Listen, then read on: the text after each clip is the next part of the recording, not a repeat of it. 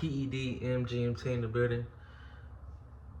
I'm up in weight, guys, but that's cool because we have a long way to go. I didn't like the way I looked at 189. I had a lot of fat on me still, and I really felt like I was going to be real loose-skinned after losing about 15 to 20 more pounds.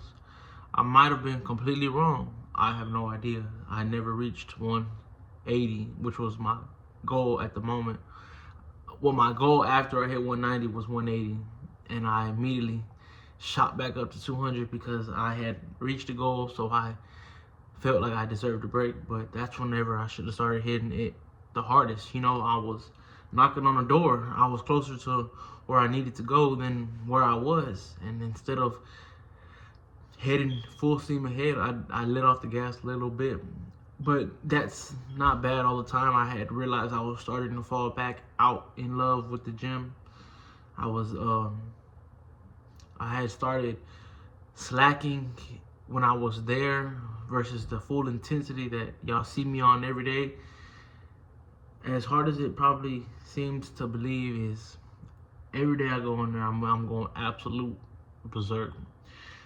If I could have a diamond gym right here in my own city, or if I could make my own diamond gym, if I find a group of guys out there that just want to film content and work out all day, I'm going to challenge all y'all boys. We finna go head to head. Who can lift the most?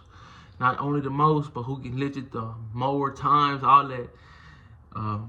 You know, something that a lot of people and me, myself, I am learning to attack and head on is the calories, the calorie intake and protein intake.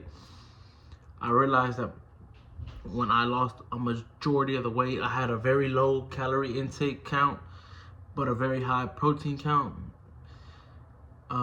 Protein intake count, meaning that if I'm eating 300 grams of protein, I'm not eating 3,000 calories in a day. I was eating maybe 250 grams of protein, but I was managing to live off of 1,500 to 1,800 calories.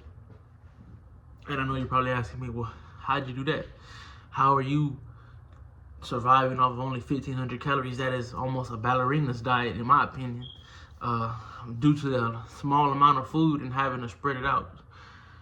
Well, the best way the way I can say is just eat everything like it's fuel. You don't want to go to the gas station and the cheapest gas station you can find and get the cheapest gas from that gas station, and you don't wonder why your car's messing up. You know exactly why your car's messing up. So if you take that same math into the gym, if you're eating McDonald's or if you're eating greasy foods, period, and wondering why your output in the gym isn't even with your intensity, you could be intense in the gym every day. Unless you're blasting, like, in your arm, all that intensity in the gym without a proper diet is basically for nothing. I mean, you're gaining muscle and you're building a routine for yourself. Yes, underneath all the thick layer of fat that you are creating for yourself every single day. And I can only imagine people who don't let themselves or their stomachs digest. They always look rounded out because they're always eating. And that's the main problem. Like, if someone has a round belly, you want to fix that. It's really not hard, honestly. Like, don't eat for 3 days. It sounds hard. It sounds, oh, how do I not eat? It's in theory, that's not the hardest thing in the world. Not like that's a normal thing. 100 years ago, not eating for a day was probably more common than eating 3 days in a row like it is now. But we are addicted to eating, and that's everyone who is eating every day. If you're able to control your diet and master, oh, I'm gonna eat this now, I'm not gonna eat this now, then that don't apply to you. But chances are, if you've made it this far in the video, that does apply to you, where you find yourself you're itching for a sweet treat late at night. You eat a big healthy meal, and then 2 or 3 hours later, you just ate. Your calorie intake is 100. Your protein intake is 150. But you just can't seem to stop eating. That is not real hunger. That is a dopamine in your head that is feeding, and that needs to be fed. I say what you want. Whenever I personally tear up a Dave's Hot Chicken meal, an In-N-Out burger, and a Shake Shack, whatever, I get this incredible runner's high.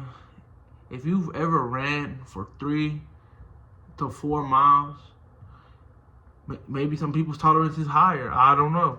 But me, if I run for 3 to 4 miles, I get a super endurance high. Look it up. In my opinion, that's what some people get when they eat a lot, or whenever they don't eat a lot, they get the opposite, which is basically feeding for food. And that's addiction. Simple as that. It's addiction. We get addicted to eating when we're supposed to eat 3 meals a day.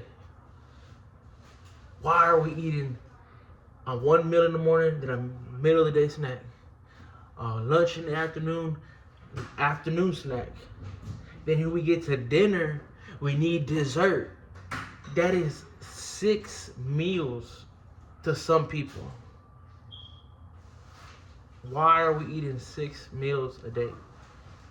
Why are we eating 3 meals a day? If you can't seem to lose weight and all you do is eat unhealthy foods, you know where your problems lie. And no one can fix them problems but yourself. I've gained 10 pounds over the last month and a half since the beginning of this year, 2026. But I'm not gonna let that discourage me from reaching my end of the year goals. Matter of fact, it's gonna put a speed on. Like I gotta speed it up now, because I've lost a month and a half slipping. That's on me. That ain't on you guys. It's on me. So as long as I keep this discipline, going to the gym, meal prepping, and consistently holding myself accountable, I'm ahead of you boys.